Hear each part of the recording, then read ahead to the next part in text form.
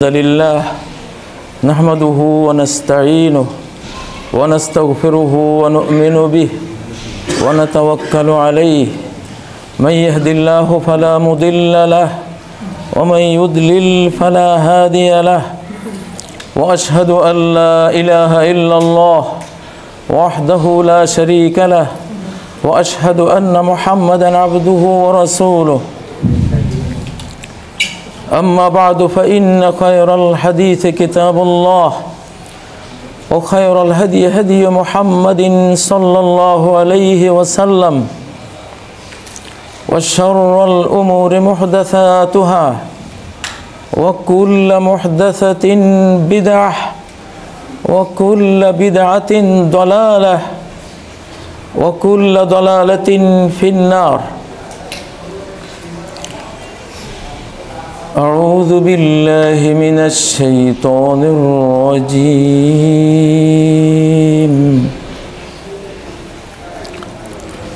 بسم الله الرحمن الرحيم وما خلقت الجن والإنس إلا ليعبدون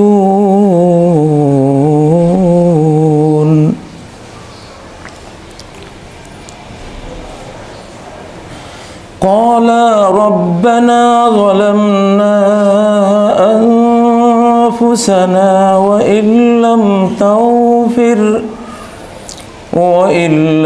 تغفر لنا وترحمنا لنكونن من الخاسرين وأمر أهلك بالصلاة واصطبر عليها لا نسألك رزقا نحن نرزقك والعاقبة للتقوى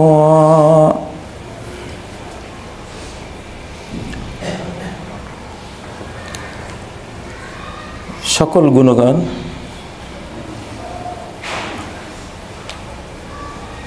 হৃদয় মহাসাগরের তলদেশ থেকে তুলে আনা হামদ সানা প্রশংসার সকল মণিমুক্ত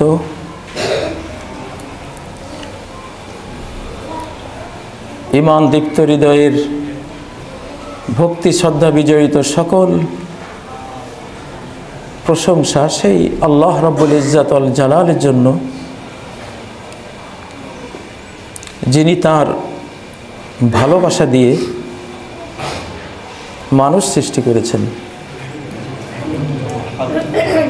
এবং বিনয় প্রণয় যুক্ত হয়ে তার ইবাদত করাই মানুষের মূল দায়িত্ব হিসেবে ঘোষণা দিয়েছেন। আলহামদুলিল্লাহ। সম্মানিত মুসল্লিয়ানে কেরাম, মনে হয় পৃথিবী থেকে বিচ্ছিন্ন লোকালয়ের অন্তরালে অর্ধেক গোরস্থানে কোথাও ছিলাম, যেখানে এই পৃথিবীর মায়া মমতার দৃশ্যগুলো আনসিন ছিল, অদৃশ্য ছিল।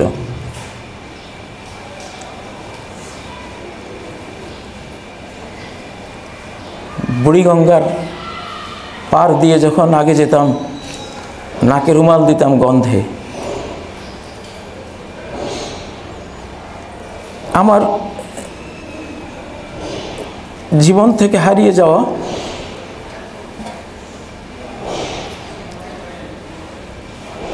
সেই পচা বুড়িগঙ্গাকে আমি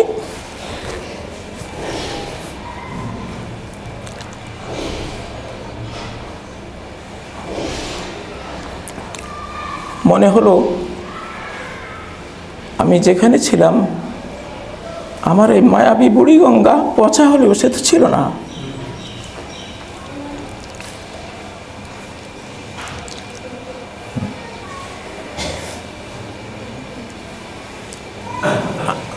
আমি আমার জীবনের জন্য কাঁদছি না, আবেগ আপ্লুত হচ্ছে না।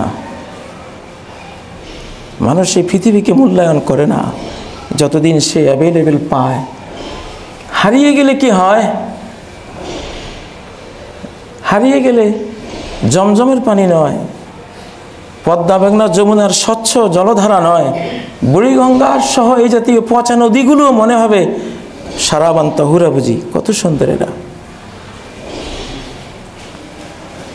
আমরা একদিন মরে যাব, এভাবে এই পৃথিবী হারিয়ে চলে যাব আমরা।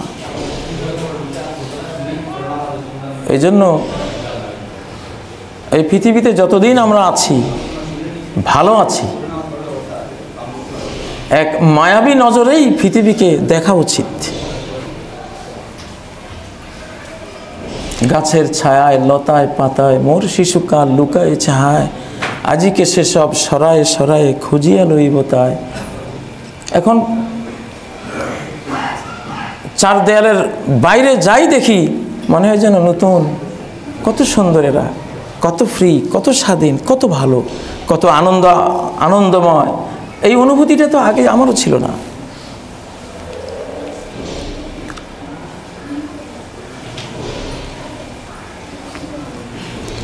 মানুষ পৃথিবীতে দোষী হয়ে এসেছে, নির্দোষ হয়ে আসেনি, এটাই সত্য। মানুষ দোষী হয়ে পৃথিবীতে এসেছে, দোষ না করলে পৃথিবীতে আসতো না। সে দোষ কত উত্তম, যে দোষ এই পুরো মানব জাতিকে জীবন ফিরিয়ে দিয়েছে। আমার পুরো জীবনের গবেষণা ছিল হযরত আদম আলাইহিস সালাম যদি জান্নাতে ভুলবশত ওই নিষিদ্ধ গাছ না খেতেন, ফল না খেতেন, তখন কি হতো? সাধারণ মানুষের ধারণা হলো তখন আরামসে আমরা জান্নাতেই জন্মলাভ করতাম, সেখানে থাকতাম, সেখানে খেতাম, কোনো কষ্ট আমাদের হতো না। বাবা ফল খেয়েই এই যত কষ্ট ঝামেলা ডেকে এনেছেন। মুসা আলাইহিস সালাম পর্যন্ত আদমকে ব্লেম করেছিলেন যে আপনার পাপ দিয়ে বেখাতিয়াতিক আখরাজতা বানি আদম, বানি আদমকে আপনি জান্নাত থেকে বের করে এনেছেন, ব্লেম দিয়েছেন। কিন্তু সেই ব্লেমে আদম জয়ী হয়েছিলেন, মুসা আলাইহিস সালাম হেরে গিয়েছিলেন। দোষ না করলে কি হতো? আদম যদি ভুল না করতেন তাহলে কি হতো? আদম আর হাওয়ার মৃত্যুদণ্ড হতো। আমি যে হাদিস 40 বছর পড়িয়েছি ছাত্রদেরকে, 40 বছর আল্লাহ আমাকে এই বুঝটা দেননি যে তোমাকে এটা বুঝ জেলের বাইরে দেবে না, জেলে আসো, ওখানে বুঝটা দেব।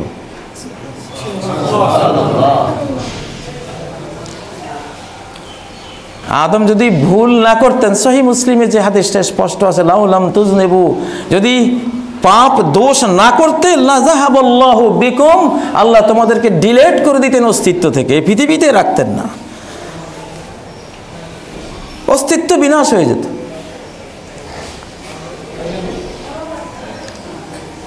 তখন আর 1,24,000 নবী রাসূল বা কম বেশ নবী রাসূল আসতেন না, এই বাংলাদেশও হতো না, এই বাঙালি জাতিও হতো না, আপনারা আজকের মুসল্লিয়ানে কেরাম, এই কাজী ইব্রাহিম, কিছুই হতো না।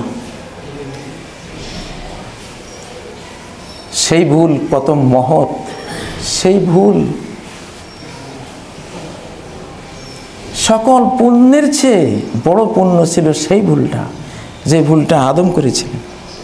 সেই ভুলের কারণে আজকে লক্ষ লক্ষ মসজিদে বাংলাদেশে, সেই ভুলের কারণে আজকে 200 কোটি লা ইলাহা ইল্লাল্লাহ পড়া মানুষ আজকের যুগে এই পৃথিবীতে। সেই ভুলের কারণে আজকে এত আবেগ, এত খুতবা, এত হাফেজে কোরআন, আলেমে দ্বীন। সেই ভুল ট্রিলিয়ন ট্রিলিয়ন নির্ভুলতা থেকে, গুণের থেকে সেটা শ্রেষ্ঠ ছিল, ঠিক নয় কি? সেই ভুল না হলে আল্লাহ আদমকে মেরে দিতেন, ওয়ালা জাআ বিকওমিন ইউযনিবুন ফায়াস্তাগফিরুনাল্লাহ ফায়াগফির আল্লাহু লাহুম। আদমকে মেরে আল্লাহ আরেক জাতি বানাতেন, যারা ভুল করত, দোষ করত, ক্ষমা চাইতো, আল্লাহ ক্ষমা করতেন। আল্লাহর গফুর, গফফার, রহিম, রহমান এই নামগুলোর বহিঃপ্রকাশ, এই নামগুলোর এই গুণগুলোর প্রকাশ বিকাশ করত, প্রকাশ করত, মানুষ জানতো যে তিনি ক্ষমাশীল, দয়াশীল, রহমান, রহিম। ফেরেশতারা ভুল করে না। আপনি সমগ্র কোরআন পড়ে কোথাও পাবেন না যে জিবরাইল ক্ষমা চেয়েছে, মিকাইল ক্ষমা চেয়েছে, না, কোনো ফেরেশতা ক্ষমা চেয়েছেন সারা কোরআনে কোথাও নাই, কোনো হাদিস গ্রন্থেও নাই, কোথাও নাই। কি আছে? যে ফেরেশতারা মানুষের জন্য ক্ষমা চেয়েছেন। ওয়ায়াস্তাগফিরুনা লিমান ফিল আরদ, ওরা পৃথিবীবাসীর জন্য আল্লাহর কাছে মাপ চায়, আল্লাহ বিশ্ববাসীকে তুমি মাফ করো। ওরা নিজেদের জন্য মাপ কখনো চায় না, কারণ ভুল নাই, মাপ চাইবে কি? ওরা কম্পিউটার, ভুল করার যোগ্যতা নাই, ক্যাপাসিটি নেই। ভুল করার যোগ্যতা আছে আমাদের, আমরা ভাইরাসে আক্রান্ত হই, ইবলিস ভাইরাস। এজন্য দোষের ভাগ, এই দোষটা কত উত্তম। 1 কেজি চিনি দ্রবীভূত করলে, পানিতে গলিয়ে দিলে এতটুকু কালো কালো বালি বেরিয়ে আসে। 1 কেজি গুড় দ্রবীভূত করলে এতগুলো বালি বেরিয়ে আসে, আসে কি না? চিনির মূল্য যদি 80 টাকা হয়, বালির মূল্যও তো, সেই বালিগুলো এত উত্তম কিভাবে হলো যে 1 কেজি বালি 80 টাকা দামে বিক্রি হচ্ছে? যেহেতু অনেক গুণের সাথে, অনেক চিনি, মিষ্টির সাথে, মিঠার সাথে সে আছে। মিঠার সাথে যদি অমিঠা থাকে, গুণের সাথে যদি দোষ থাকে, সেটা গুণের দামে বিক্রি হয়, এটা আল্লাহর নিয়ম। সুবহানাল্লাহ।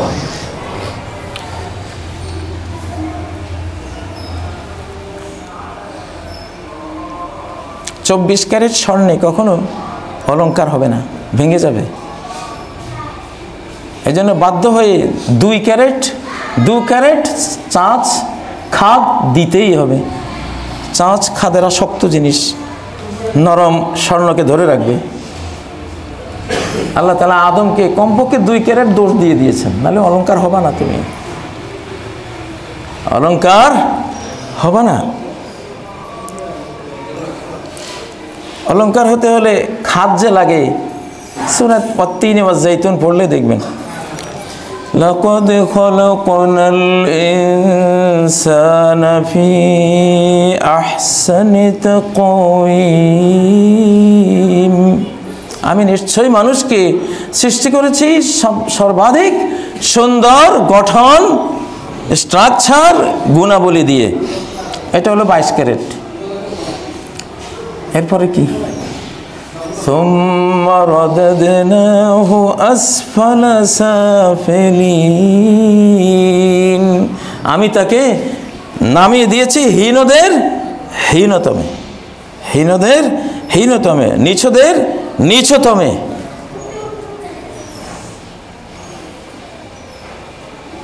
মানুষ তার বিবেক আর আত্মার দিক থেকে সবচেয়ে সুন্দর, তার নফস আর কুপ্রবৃত্তির দিক থেকে সবচেয়ে অসুন্দর। মানুষ খারাপ হলে এমন খারাপ হয়, তেলাপোকা, চিকা, ইঁদুর, বাদুড়, আল্লাহর কোনো মাখলুক তার থেকে বাঁচতে পারে না, সব খেয়ে ফেলবে। ফল মূল শস্যদানা তো খাবেই, হেন অপকর্ম নাই যা সে করতে পারবে না, এত যোগ্যতা তার। এটাই খাদ, চাষ। আসফালা সাফিলিনের চাষ দিয়ে, খাদ দিয়ে আহসানে তাকওয়িম সম্পন্ন মানুষগুলো আল্লাহ সৃষ্টি করেছেন।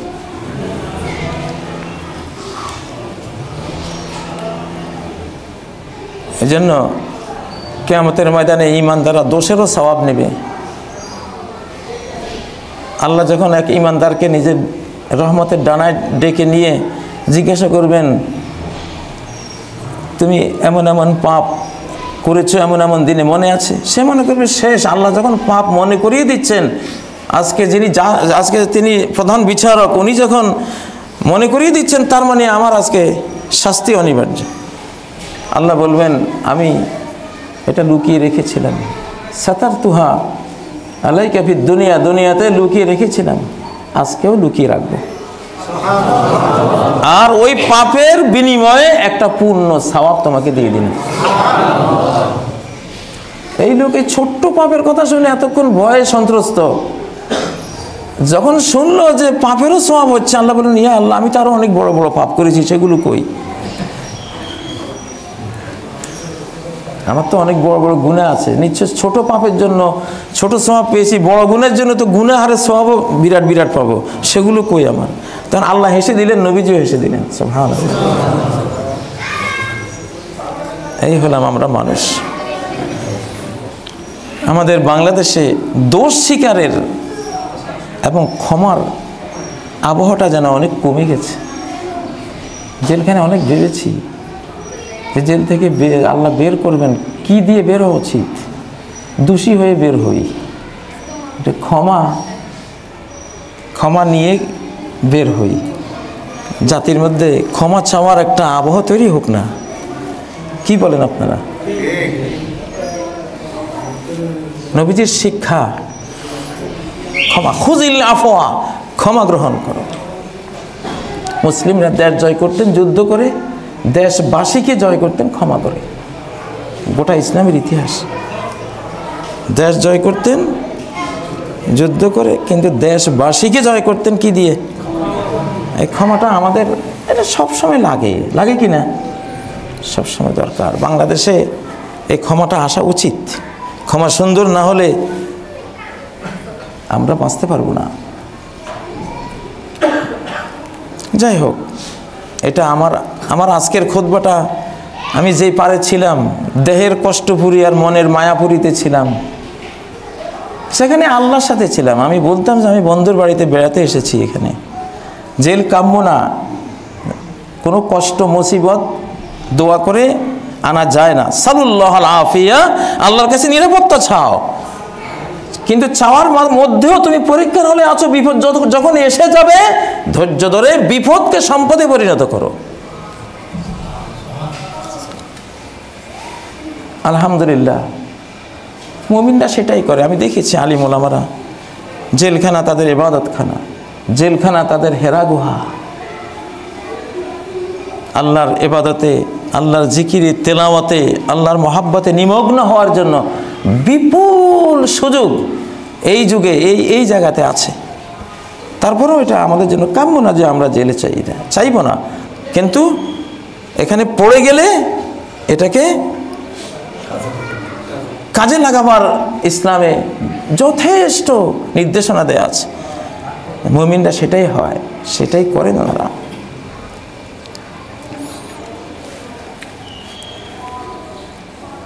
আজকের খুতবাটা শুধু আমার অনুভূতি।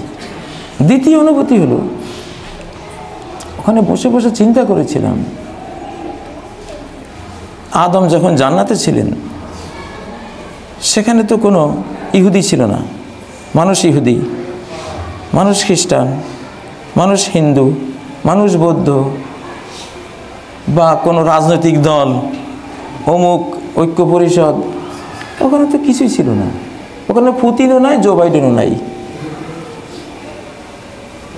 ওখানে শিও নাই, ওখানে তো কেউ নেই। তা আদমের এই সর্বনাশটা কারা করলো? কে করলো? তারাই এক নম্বর শত্রু মানুষের। আদম আর হাওয়া যখন জান্নাতে, তখন কে ছিল? কেউ তো ছিল না। কোনো বামপন্থীও নাই সেখানে, কোনো রাজনৈতিক, আমাদের বাংলাদেশের আওয়ামী লীগও নাই সেখানে, বিএনপিও নাই, জাতীয় পার্টিও নাই, জাসদও নাই, কেউ ছিল। তা আদমের ক্ষতিটা করলো কে? শয়তান। কে করেছে? শয়তান।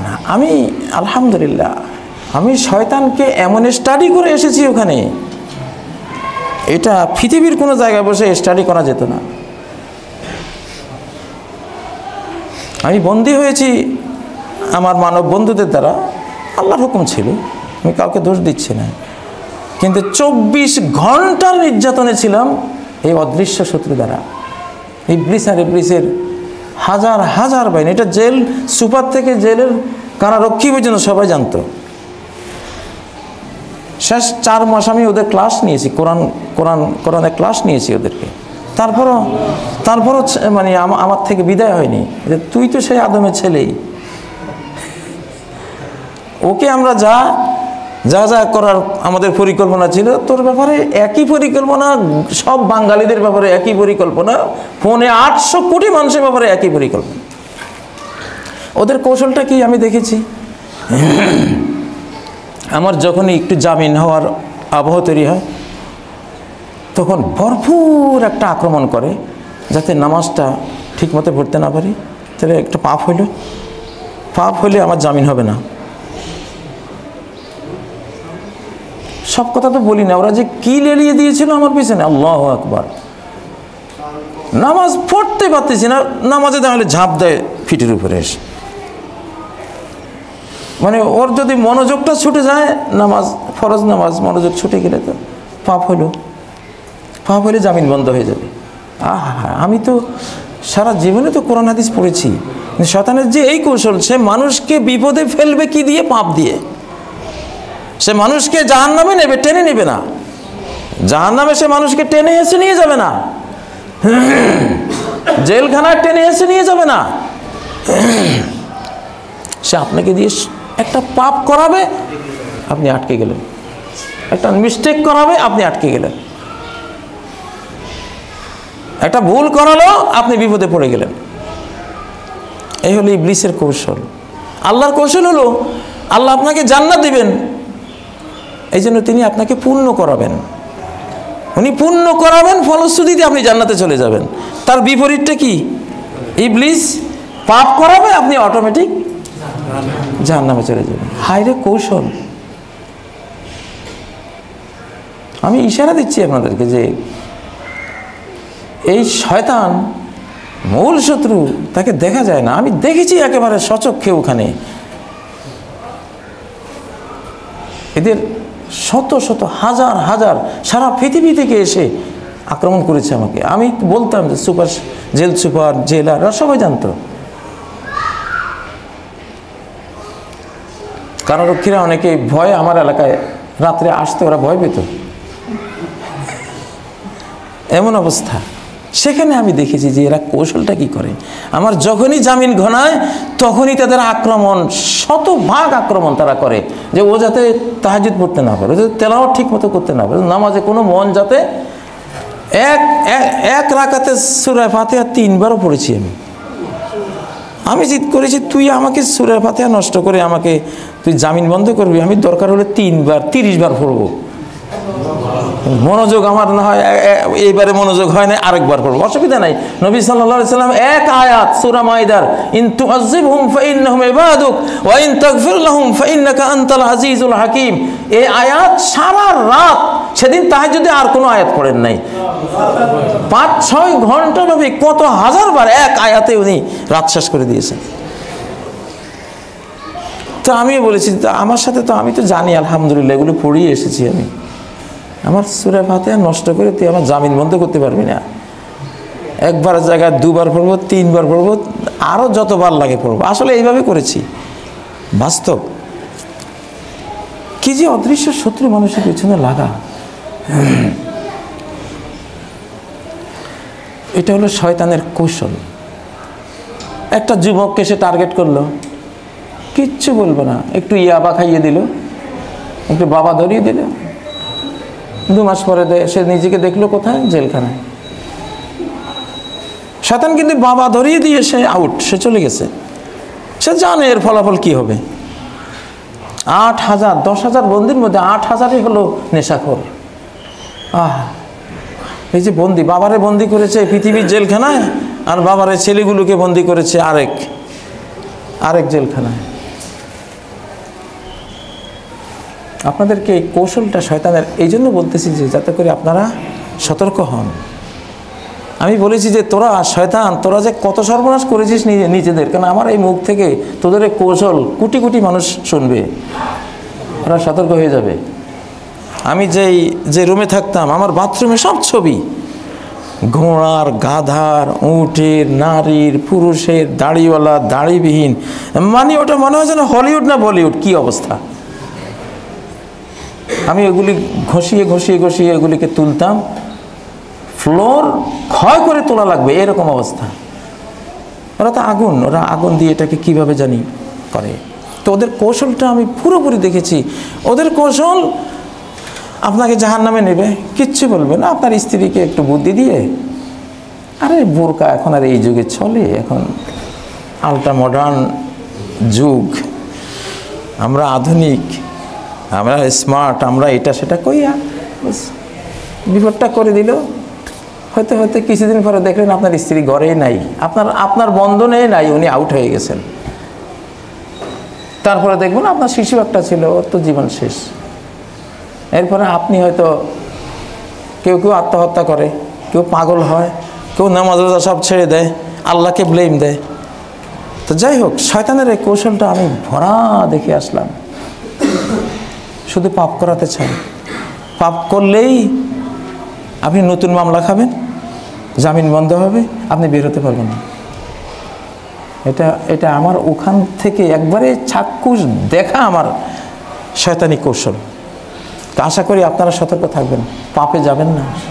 বর্তমান পৃথিবী পাপের পৃথিবী হয়ে গেছে, পাপে নাপাক হয়ে গেছে গোটা পৃথিবীটা। আল্লাহর একটা মার আসতেছে, কঠিন একটা মার আসবে পৃথিবীর উপরে, ভয়াবহ, করোনার মতো না, এর চেয়ে আরও অনেক ভয়াবহ একটা মার আসবে, আসমান থেকে আসবে, অথবা জমিনেই তৈরি হয়ে আছে এখন মার খাওয়ার মতো। এমন বিশ্ব যেহেতু একটা গ্রাম, এই গ্রামে একটা অপরাধ কোথাও হলে গোটা গ্রামে ছড়িয়ে পড়ে, এই জন্য শাস্তিও ছড়িয়ে পড়বে। করোনা যেমন ছড়িয়ে পড়েছে, এখন যে কোনো শাস্তি আসুক বিশ্বব্যাপী ছড়িয়ে পড়বে, কারণ একটা পাপ আমেরিকা আজকে যদি হয়, কালকের মধ্যে গোটা পৃথিবী, ঠিক নয় কি? ঠিক। এখন একটা কোনো মহামারী, একটা কোনো কিছু কোথাও শুরু হলে এটাও গোটা পৃথিবীতে ছড়াবে, কারণ পাপ যেহেতু একই রকম, গোটা পৃথিবীর শাস্তিও একই রকম। তৃতীয় একটা অনুভূতি শেয়ার করব, সালাত ভিত্তিক অর্থনীতি। অনেকে জাকাত ভিত্তিক অর্থনীতি বলেন, না, অর্থনীতি জাকাত ভিত্তিক না। অর্থনীতিতে আপনি সক্ষম হলে জাকাত দেবেন, কিন্তু ভিত্তি অন্য একটা, ভিত্তি হলো সালাত। সালাত ভিত্তিক অর্থনীতি খুব উপকৃত হয়েছি আমরা। তো যারা ইসলামী সাইডে আছে, আমাদের তো কোনো ইন্ডাস্ট্রি নেই, কলকারখানাই, আমরা তো বন্ধ হইলে সব বন্ধ। আমি আল্লাহকে ওখানে দোয়া করেছি যে এখন আমার অর্থনীতির কি হবে। তো যে দৃশ্যটা আমি দেখেছি সেটা বলবো না, কিন্তু যেটা আমি করেছি, যেটা আমি পেয়েছি, যে তুমি যদি সালাত পড়ো প্রচুর পরিমাণে, তো তুমি তো সেই উম্মতের সদস্য যাকে আমি 50 ওয়াক্ত সালাত ফরজ করে দিয়েছিলাম। তো 50 ওয়াক্ত সালাত যদি 24 ঘন্টায় পড়তে যাও, প্রতি ওয়াক্তে আধা ঘন্টা ধরলেও তো 24 ঘন্টায় 48 ওয়াক্ত পড়া যায়, 2 ওয়াক্ত আরও বাকি থেকে যায়। তাহলে তো 50 ওয়াক্ত যদি তোমার পড়া লাগতো, তুমি কৃষি করতে কখন, ব্যবসা করতে কখন, চাকরি বা কখন করতা, তুমি কোনো কাজ করারই তো তোমার সুযোগ নাই, তাহলে তুমি কি না খেয়ে মরতা? মোটেও না, না খেয়ে মরতা না। এখন যা তুমি পেয়েছো, এর চেয়ে শতগুণ বেশি পেয়ে তখন আনন্দিত থাকতা তুমি। আমি রিজিক সেভাবে দিতাম। এখন সবাই আমরা মেয়েরাজে 50 ওয়াক্ত সালাত আল্লাহ প্রথমে ফরজ করেছিলেন, এই কাহিনী সবাই পড়ি, কিন্তু এটা হলে কি হতো, সব তো সারাদিনই মসজিদে থাকা লাগতো। তাহলে রুজি রোজগার, রিজিক আল্লাহ পাঠিয়ে দিতেন এখানে। বাংলাদেশে দেখবেন অনেক পীর সাহেবেরা, ওলিয়ারা, এরা প্রচুর সালাত পড়তেন, ইবাদত করতেন। তাদের আমরা দুর্নাম করি, তারা মানুষের খায়।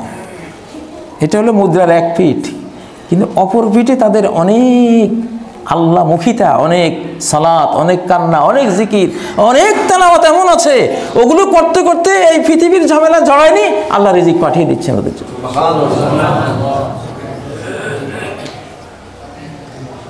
বাংলাদেশের দুর্ভিক্ষ আসবেই না যদি গোটা জাতি ডেলি অন্তত 2 রাকাত করে, 16 কোটি মুসলিম যদি 2 রাকাত করে নফল পড়ে, এই দেশে কোনো দুর্ভিক্ষ আসবে না ইনশাআল্লাহ। আয়াত নেন, সূরা তাহার 132 নম্বর আয়াত।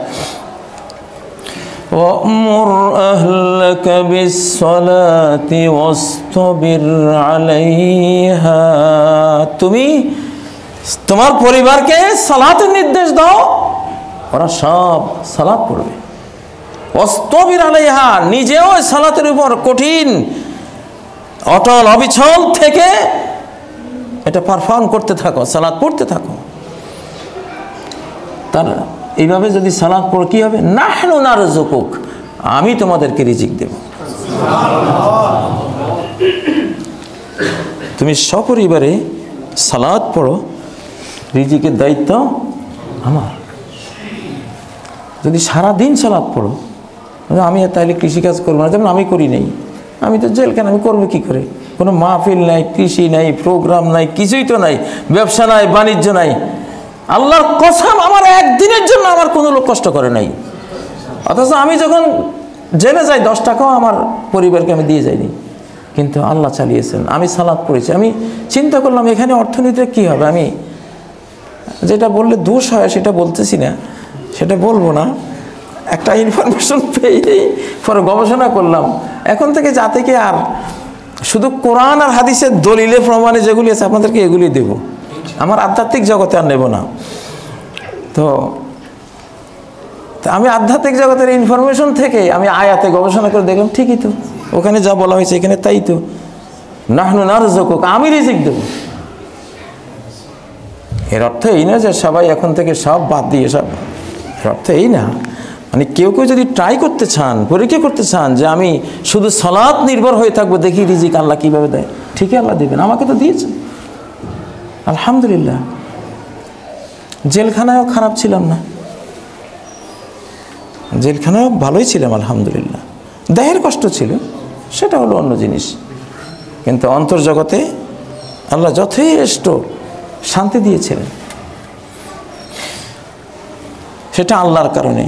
যদি আল্লাহকে সাথে না পেতাম তাহলে কষ্ট হতো, অনেক অনেক কষ্ট হতো।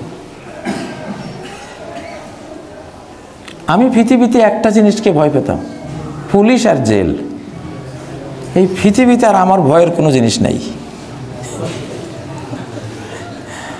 কত হাজার হাজার বার যে আমার আল্লাহর কাছে দোয়া রেকর্ড করা আছে যে আল্লাহ এইটা থেকে আর এটা থেকে তুমি পানা দাও। অন্য কোনো কারণে না। কি কারণে? আমি প্রচণ্ড স্বাধীনচেতা মানুষ। আমি 2 দিন এক জায়গায় থাকলে অসুস্থ হয়ে যেতাম। 2 দিন যদি এক জায়গায় থাকি আমার শরীরটা অসুস্থ হয়ে যায়, আমাকে বের হতে হবে। সারাদিন একা একা এই সারা বাংলাদেশ ঘুরে বেড়াইতাম, মাহফিলে, এখানে সেখানে, টিভিতে, প্রতিষ্ঠানে। এক জায়গায় থাকার মানুষ ছিলেন না। এই জন্য সাথীও আমার কোনো খাদেম নাই, কারণ খাদেম একজন রাখলে ওই বেচারা 1 সপ্তাহ আমার সাথে ঘুরে বলতে, হুজুর আমার শরীরে কুলায় না। আল্লাহ বলে তোরে আমি এইটারই পরীক্ষা নিব আগে, তুই যখন এইটারে ভয় পাস, তুই এইটা পার করাই দিলে তোর পৃথিবীতে আর কোনো সমস্যা নাই। সত্যি এটাই হয়েছে। অভিজ্ঞতা শেয়ার করি। আমি আমার শিশুকাল থেকে আল্লাহকে বন্ধু ডাকি, মানে আমার বাল্য বন্ধু।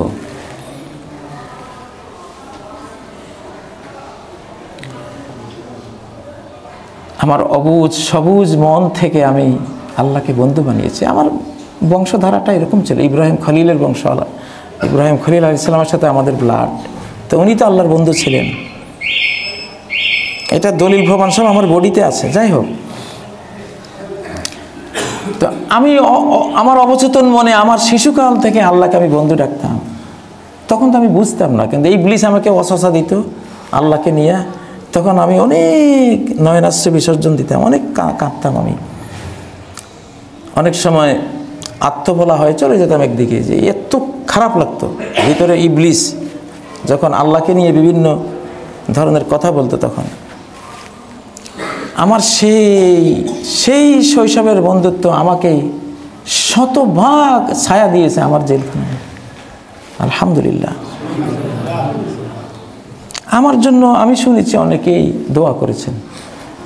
আমি তো কোনো দল করি না, আমি একলা একটা মানুষ। আমি শিশুকাল থেকে আল্লাহকে বন্ধু বানাবার কারণে আল্লাহ আমাকে কোনো দল করতে দেননি। আমি কোনো দলে যাইনি, কোনো খুচরা অলিগলিতে যেতে চাইলেও আল্লাহ দেননি, আমি যেতে পারিনি। আমি এখনও একা, চিরকাল একাই থাকবো। জেলখানা থেকে কঠিন সিদ্ধান্ত নিয়ে এসেছি, একলাই থাকবো ইনশাআল্লাহ। হ্যাঁ, একলা মানে আপনাদের থেকে বিচ্ছিন্ন না। একলা মানে কোনো এই যে দোলাদলি, যে বর্তমান পৃথিবীর যে অবস্থা, এটাতে নাই। আমি গোটা উম্মতের সম্প্রদায়ে থাকবো। আমার শিশুকালে আমার পিতা আমাকে উৎসর্গ করেছিলেন দ্বীনের জন্য। তোমাকে দ্বীনের জন্য দিয়ে দিয়েছি, এটা জেলখানা গিয়ে আমার মনে হয়েছে। পিতা আমাকে বলতেন সবসময় যে তোমাকে তো আমি দুনিয়ার কোনো উপার্জন তোমার থেকে খাবো না। প্রকৃত অর্থে আমার পিতা খেতেও পারেননি। আমি যখন শিক্ষক হলাম তার 1 বছরের মধ্যে কোনো সুযোগও ছিল না, ওর মধ্যে উনি পৃথিবী ছেড়ে চলে গেছেন।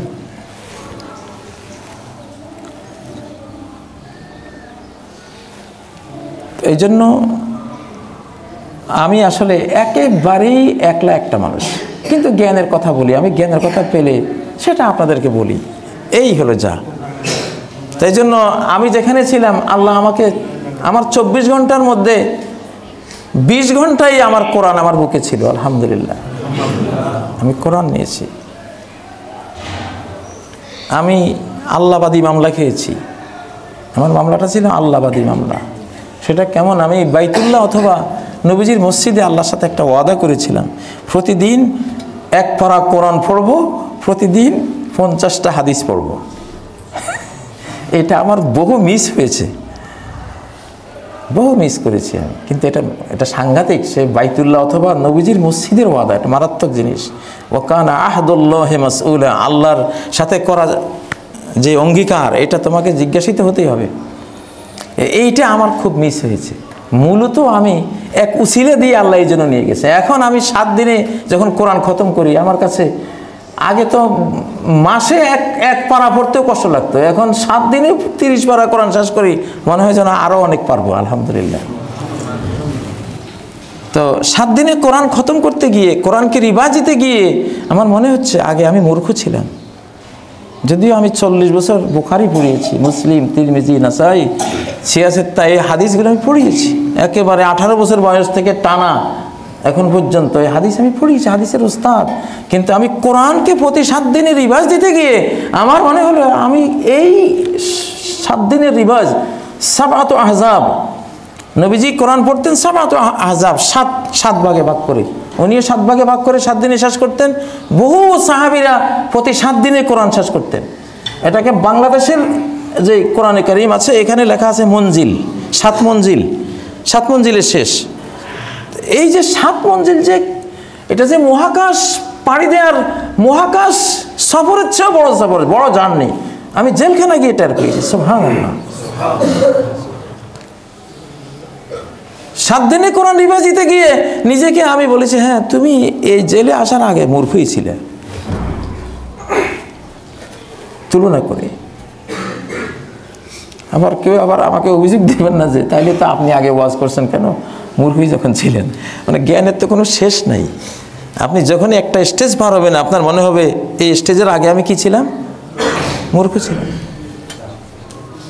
সুবহানাল্লাহ, আল্লাহর কোরআন যে কি জিনিস। তো আমি যেই জগতে ছিলাম, এই কয়দিনের আমার প্রাপ্তি আলহামদুলিল্লাহ এত বেশি, আমি সারা জীবন বললেও শেষ হবে না ইনশাআল্লাহ।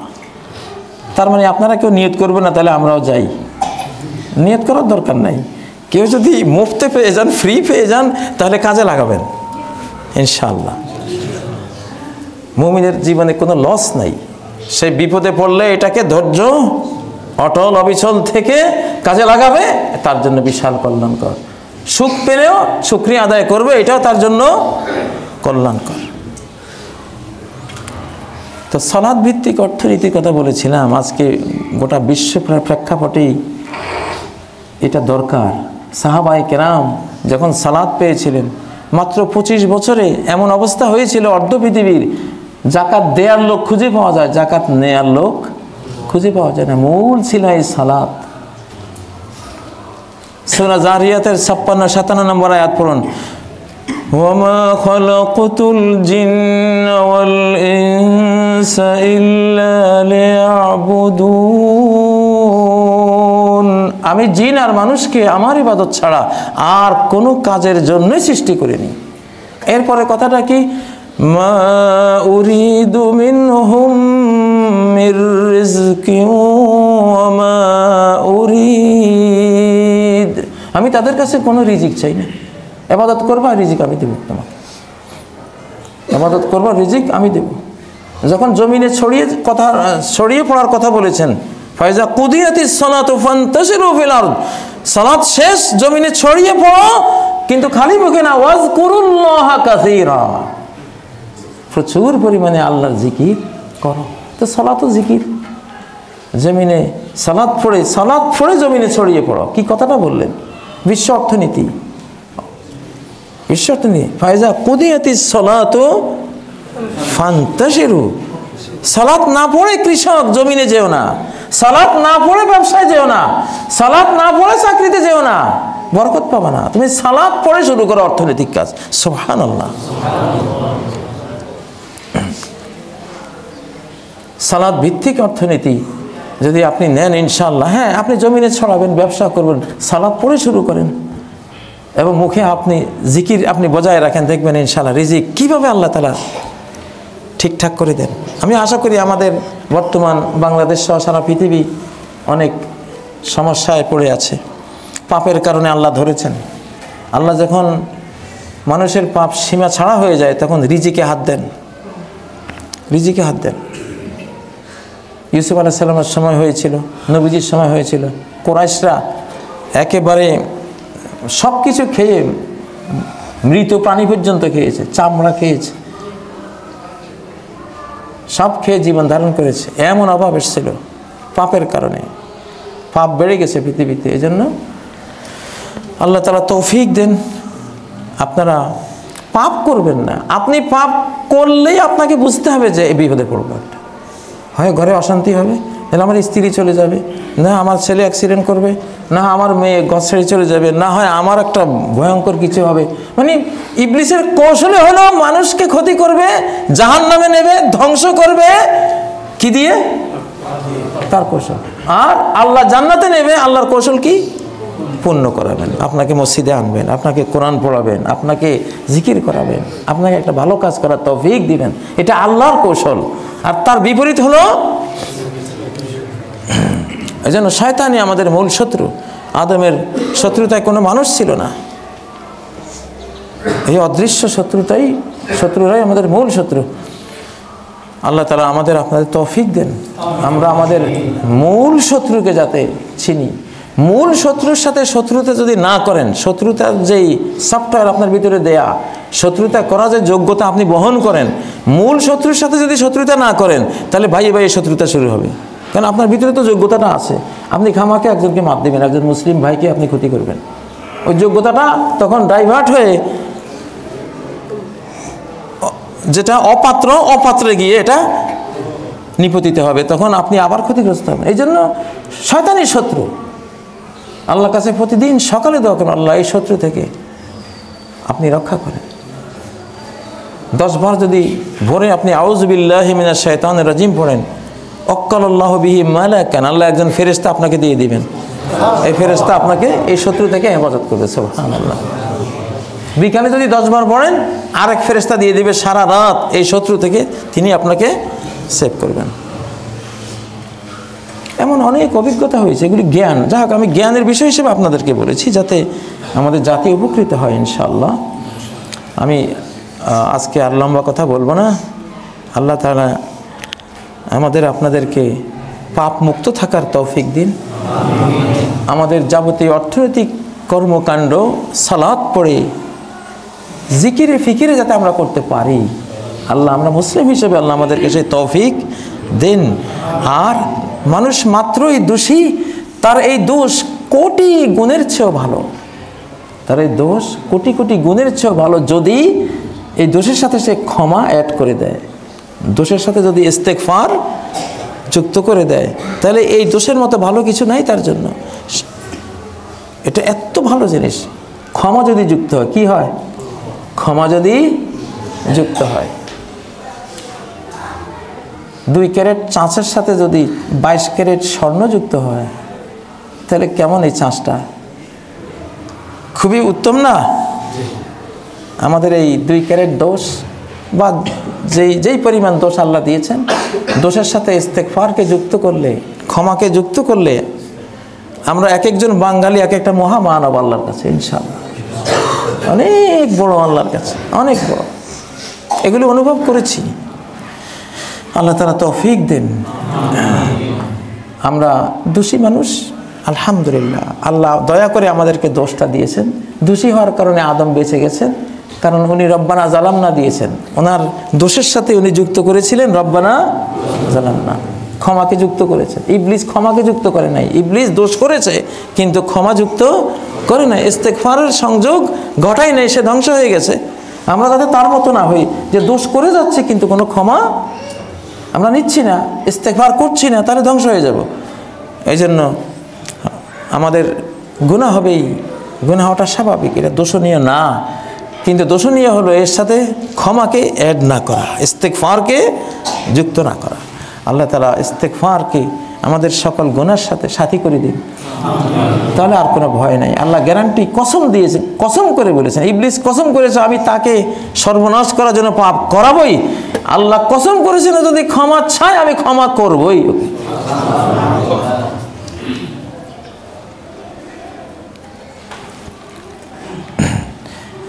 চতুর্থ ছোট্ট একটা কথা বলে আজকে খুতবা শেষ করব। ওখানে দেখেছি অনেক বড় বড় মানুষেরা মিসকিন, অসহায়, কিছুই নেই। তো সেখানে গিয়ে বুঝলাম যে বিত্তশালিতা, পারঙ্গমতা, অ্যাবিলিটি, এগুলি আল্লাহর গুণ। আর আমাদের গুণ হলো ফকিরি। আমাদের গুণ কি? নাই। আমরা নাই গুণের মালিক। তো মানুষ গৌরব করলে নিজের গুণটা নিয়ে গৌরব করা উচিত।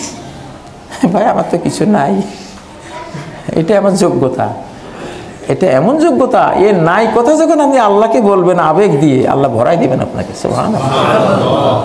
আর যদি বলেন আমার কি নাই, ইন্নামা উতীতু আলা ইলমিন ইনদি, কারণ বলতেছিল আরে এগুলি আমার নলেজ, আমার জ্ঞানে, আমার ব্যবসায়িক পাণ্ডিত্যে আমি উপার্জন করেছি, আল্লাহ তলিয়ে দিয়েছে।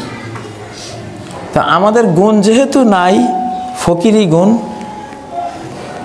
তাই না, দীনতাহীনতার গুণ, আমরা ভিক্ষুকের গুণে গুণী, আমরা কাঙ্গাল, আমাদের কাঙ্গালিপনা, আমাদের ভিক্ষুকতা, আমাদের দারিদ্র, আমাদের ফকিরি, এটা আমাদের নিজস্ব গুণ।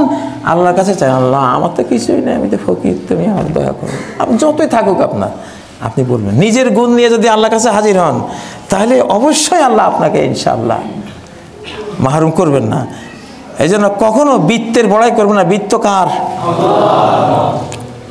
ইয়া আইয়ুহান নাসু আনতুমুল ফুকারাউ ইলাল্লাহ, ও মানুষেরা তোমরা সব ফকির। কার ফকির? আল্লাহু হুয়াল গনিয়ুল হামিদ, আল্লাহ একমাত্র সর্বপ্রশংসিত, বিত্তবান, সকল ধনে ধনী তিনি। আল্লাহ তৌফিক দেন। আকুলু কওলি হাযা ওয়া আস্তাগফিরুল্লাহ লি ওয়া লাকুম ফাস্তাগফিরুহু ওয়া তুবু ইলাইহি ইন্নাহু হুয়াল গফুরুর রহিম।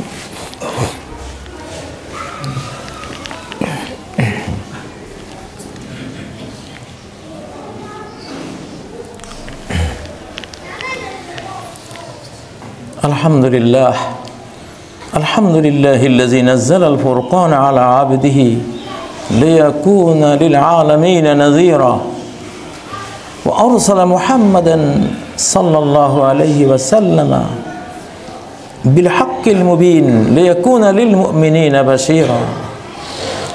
সুম্মা আম্মা বা'দু ফাআউযু বিল্লাহি মিনাশ শাইতানির রাজীম। বিসমিল্লাহির রহমানির রহিম। إن الله وملائكته يصلون على النبي يا أيها الذين آمنوا صلوا عليه وسلموا تسليما اللهم صل على محمد وعلى آل محمد كما صليت على إبراهيم وعلى آل إبراهيم إنك حميد مجيد اللهم بارك على محمد وعلى آل محمد كما باركت على إبراهيم وعلى آل إبراهيم إنك حميد مجيد সম্মানিত মুসল্লিয়ানে কেরাম, আজকে জুমুয়ার দিন। জুমুয়ার দিন হলো মুসলিমদের জন্য সাপ্তাহিক ইবাদতের দিন। এই দিনে আপনি অনেক ইবাদত করবেন। জুমা তার মধ্যে একটি। জুমা পর্যন্ত আমি আগের আমাদের গ্রাম বাংলার মুরব্বিয়ানে কেরামকে দেখতাম সকাল 9টা, 9:30, 10টায় তারা মসজিদে চলে যেতেন, প্রচুর তেলাওয়াত করতেন, দুরূদ পড়তেন। এই দিন ইবাদতের দিন। আল্লাহ তাআলা আমাদেরকে এই দিনটি দিয়েছেন যে সপ্তাহে 6 দিন তোমরা রুজি রোজগার করো, এই দিনটা আমাকে দাও, আসল অনন্তকালের রুজি রোজগার করবে। এই দিন শুধু ইবাদতের দিন। জুমা পর্যন্ত তো ইবাদতে কাটাবেই। জুমার পরে জমিনে ছড়িয়ে পড়লেও ওয়াজকুরুল্লাহ কাসীরা, জিকির জারি রাখবে। আমি একদিন এক বুড়িকে জিজ্ঞাসা করেছিলাম, এখন উনি দুনিয়াতে নেই, আল্লাহ তাকে জান্নাত নসিব করুন। খুব চরাঞ্চলের বৃদ্ধা মহিলা, ওনাকে প্রশ্ন করেছিলাম ধর্ম কি? মা বলেন তো ধর্মটা কি? আপনি ধর্ম সম্বন্ধে কি জানেন? এই যে ইসলাম, এই যে আমরা ধর্ম পালন করি, ধর্মটা আপনার নজরে কি? হেসে দিয়ে বলল, সহজ কথা, হাতে করবে হাতের কাম, মুখে লইবে আল্লাহর নাম। সুবহানাল্লাহ। বললাম যে কত $1 ট্রিলিয়ন মূল্যের কথাটা যে তুমি কইলে, আল্লাহু আকবার, বারাকাল্লাহু ফিক। কি সুন্দর কথা। হাতে করবে হাতের কাম, মুখে লইবে, কারণ জিহ্বা তো কোনো কাজ নাই। আপনি যখন রিক্সা চালাবেন জিহ্বা কিছু চালায়? আপনি যখন ক্ষেত নিয়ে যাবেন, কোনো কাজ করবেন, জিহ্বা কিছু করে? আল্লাহ এটা রাখছেই। তুমি সর্বকর্ম মুহূর্তেও তুমি আখিরাতের কাজ এই জিহ্বা দিয়ে চালু রাখতে পারবা। এই কথাটাই নবীজি এক সাহাবীকে বলেছিলেন, যখন সাহাবী জিজ্ঞাসা করেছিলেন যে ইয়া রাসূলুল্লাহ ইন্না শারাআল ইসলাম কদ কাসুরাত আলাই, ইসলামের বিধিবিধান তো অনেক, আমি তো এত করতে পারি না, তো আপনি আমাকে খুব সংক্ষেপ একটা কথা বলে দিবেন যেটা করলে সব করার মতো আমি সওয়াব পেয়ে যাব, আমার হয়ে যাবে। নবীজি বললেন লা ইয়াজালু লিসানুকা রাতবান বিযিকরিল্লাহ, যেই কাজেই থাকো তোমার জিহ্বাটা কিন্তু কোনো কাজ করবে না, জিহ্বাটাকে আল্লাহর জিকির দিয়ে ভিজাইয়া রাখো, সরস রেখো। আল্লাহু আকবার। এই যে গ্রাম বাংলার অশিক্ষিতা একজন, কে বলে এরা অশিক্ষিতা? এরাই প্রকৃত শিক্ষিতা। আজকে যারা শিক্ষা নিয়ে আল্লাহকে ভুলে গেছে এরাই অশিক্ষিতা। শিক্ষা নিয়ে যারা আল্লাহর দিন থেকে নিজের পায়ে নিজে কুড়াল মারছে, আখিরাত বরবাদ করে দিচ্ছে, রানিং পৃথিবীর ঘর সংসার সব ধ্বংস করে দিচ্ছে, এরাই আসলে অশিক্ষিতা। আমি তার জন্য একটা গজল লিখেছি, কোনোদিন হয়তো ইনশাল্লাহ শুনবেন। মারা গেছেন, আমি জেলে থাকতে মারা গেছেন। হাতে করবে হাতের কাম, মুখে লইবে আল্লাহর নাম। মাতৃভাষা হলো মাতৃদুগ্ধ। মাতৃভাষা একটা জিনিস না বুঝলে না বুঝালে তৃষ্ণা মেটে না। আমি আপনাকে যতই বুঝাই, আপনার এই কথাটা যে কতটা হৃদয়গ্রাহী, যে হাতে করবে হাতের কাম, মুখে লইবে আল্লাহর নাম, এইভাবে এই কথাটা যে আমাদের মাতৃভাষী বাংলাভাষীর জন্য কতটা হৃদয়গ্রাহী হতে পারে অনুভব করলেই তো টের পাওয়া যাবে, ঠিক নয় কি? ধন্যবাদ ওই বৃদ্ধা মাকে, উনি দুনিয়া থেকে চলে গেছেন। আল্লাহ ওনাকে জান্নাত নসিব করুন। শুধু এই কথাটার কারণে আল্লাহ ওনাকে জান্নাত নসিব করুন, জান্নাতুল ফেরদাউস নসিব করুন, আমরা দোয়া করি।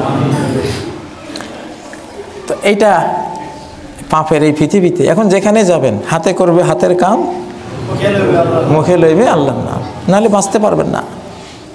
পাপের চতুর্দিক থেকে ইবলিস পাপ করিয়ে ধ্বংস করে দিচ্ছে, পাপ করিয়ে ধ্বংস করে দিচ্ছে। বাংলাদেশে আমার শিশুকাল থেকে এই পর্যন্ত আমি যদি ইতিহাস দেখি, আমার অন্তর্নয়নে যদি দেখি, কত সুন্দর ছায়া সুনিবিড় হ্যাঁ, শান্তির নেই ছোট ছোট গ্রামগুলি, যেদিকে যাই রিজিক আর রিজিক, কত বন ফল মূল, মাছ ভরা দিঘি পুকুর, হাওর বাওর, খাঁটি মাছ, আল্লাহ আকবার, আল্লাহর তৈরি মাছ ভরা ছিল না? বৃষ্টি বাদল, বাংলাদেশে প্রায় 6 মাস বৃষ্টি ছিল, সেই বৃষ্টি আজকে কোথায় হারিয়ে গেছে? কিসের কারণে? ইবলিস বৃষ্টি বঞ্চিত করে দিবে, আমাদেরকে জোর করে পারবে না, মেঘ ঠেলে সে বিদায় করতে পারবে না, কিন্তু পারবে কি দিয়ে? পাপ করাচ্ছে, সে জানে ওরা পাপ করাইতে পারলে অটোমেটিক একটা একটা করে সব বিদায় হয়ে যাবে। আজকে আমাদের মাতৃভাষী এই বাংলাভাষী মানুষগুলোর চেহারা দেখলে খুব, জেলখানায় অনেক কষ্ট পেয়েছে। এই যে তরুণ না, নেশাগ্রস্ত হয়ে কিছুই নেই, যৌবন নাই, চেহারা নাই।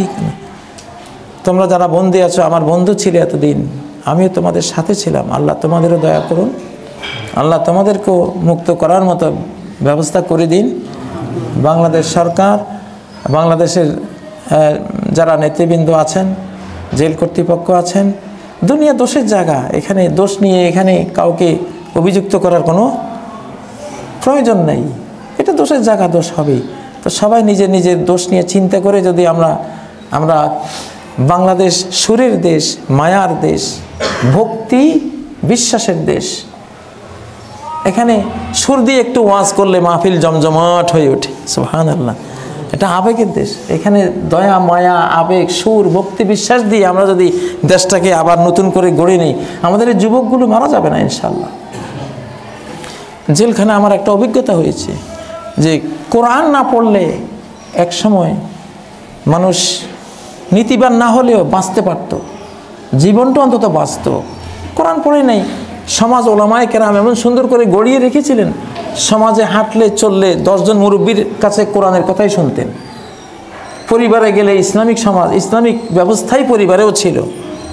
কোরআনের ছাত্র না হয়েও বাঁচতে পারত। কেন? যেহেতু কোরআনিক সমাজ, কোরআনিক পরিবার ছিল, ওই রঙে রঙিন, ওই আলোতে আলোকিত সমাজ পরিবার ছিল। কোরআন সে হাতে কলমে শিখতে না পারলে বাঁচতে পেরেছে, সেই জন্য ওই 2টা প্রতিষ্ঠান থাকার কারণে, সমাজ একটা, পরিবার একটা।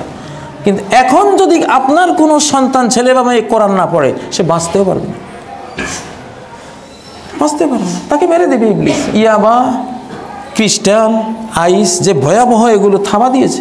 আমি তো কোরআনের কোনো ছাত্র দেখিনি, কোরআনের ছাত্ররা নাই যারা কোরআন পড়েনি। ইবলিস তাদেরকে এসব নেশাদ্রব্য ধরিয়ে দিয়ে, জীবনটা মাদক ধরিয়ে দিয়ে জীবন শেষ করে দিয়েছে।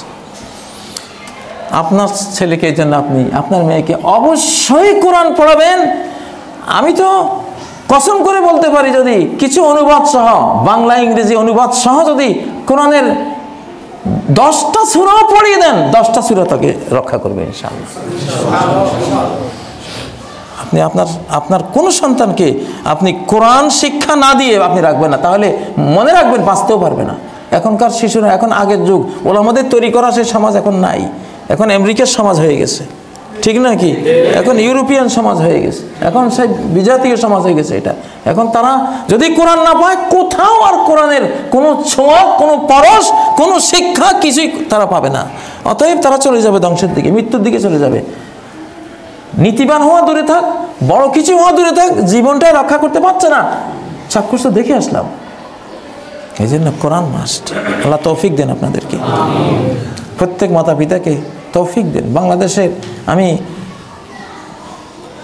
আমাদের সরকার মহোদয়কে বলবো, প্রত্যেক স্কুলে, প্রত্যেক কলেজে, প্রত্যেক ইউনিভার্সিটিতে কোরআনে কারীম, এই মহাবিজ্ঞানের মহাগ্রন্থকে ইংরেজি বাংলায় অনুবাদ সহ 1 পারা 2 পারা করে পর্যায়ক্রমে যদি কোরআন সিলেবাস করে দেওয়া হয়, তো জাতি এই যে আজকে অপরাধের ভয়াবহ একটা ভাগায় পরিণত হয়েছে দেশ, এটা থেকে রক্ষা পাবে ইনশাআল্লাহ। আল্লাহ তৌফিক দিন। আল্লাহ কোরআনের জন্য আমাদের শিশুরা কোরআনে ফার্স্ট হয়ে আমাদের গৌরব বয়ে আনে। শুধু এই গৌরবে আমরা বাঁচবো না, আল্লাহ আমাদের প্রত্যেককে, প্রত্যেক পরিবারে এই গৌরবের তুমি ছোঁয়া পরশ পৌঁছে দাও আল্লাহ। প্রত্যেকটা জন্ম হওয়া শিশু যাতে কিছুটা কোরআন শিখে হলেও সে জান বাঁচাতে পারে, আল্লাহ তৌফিক দেন। আল্লাহ আমাদের মা বাবাকে ক্ষমা করেন, আমাদের মুরব্বিয়ানে কেরামকে ক্ষমা করেন, আমাদের ছোট বড় সকল মুসলিম মুসলিমা মুমিন মুমিনাকে ক্ষমা করেন, বাংলাদেশকে বরকতময় করেন। আল্লাহ সালাত ভিত্তিক অর্থনীতি, 2 রাকাত করে আল্লাহ তো বলেছেন যে বান্দা ওরে আমার আদমের ছেলে মেয়ে যদি সকালবেলা 2 রাকাত দাও আমাকে, সারা দিনের জন্য আমি যথেষ্ট হয়ে যাব তোমার। আমরা কি আদমের সন্তান না অন্য কিছু? আমি যে আদমের পোলা, আমি নিজের জীবনে স্টাডি করে আমি খুঁজে পাই আমি অন্য কিছু না, আমি আদমেরই সন্তান।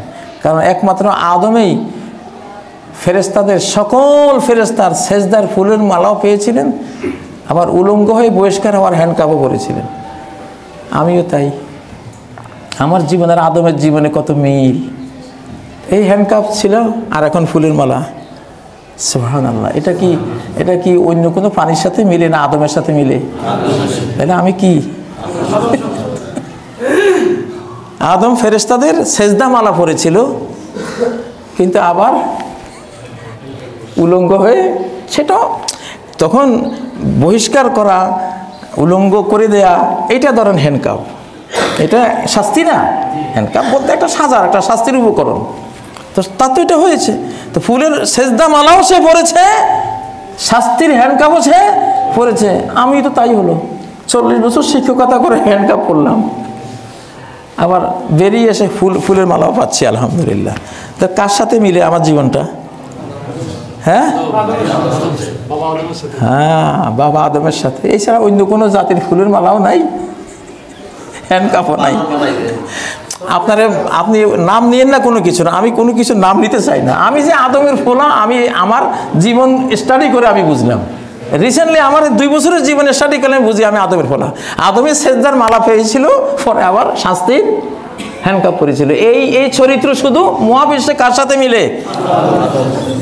কিছুতে জিনদের সাথে মিলে, তো সেটা তো আছে ভিন্ন, কিন্তু অন্য কোনো প্রাণীর সাথে, সৃষ্টির সাথে এটা মিলে না। অতএব আমরা কোন জাত? আদম। এটা আমাদের জীবনে স্টাডি করলে আমরা বুঝি। আল্লাহ তৌফিক দেন। আউযু বিল্লাহি মিনাশ শাইতানির রাজীম। বিসমিল্লাহির রহমানির রহিম। ইন্নাল্লাহা ইয়া'মুরু বিল আদলি ওয়াল ইহসানি ওয়া ইতা'i যিল কুরবা ওয়া ইয়ানহা আনিল ফাহশা'i ওয়াল মুনকারি ওয়াল বাগি يعظكم لعلكم تذكرون واذكروا الله يذكركم وادعوه يستجيب لكم ولذكر الله أكبر والله يعلم ما تصنعون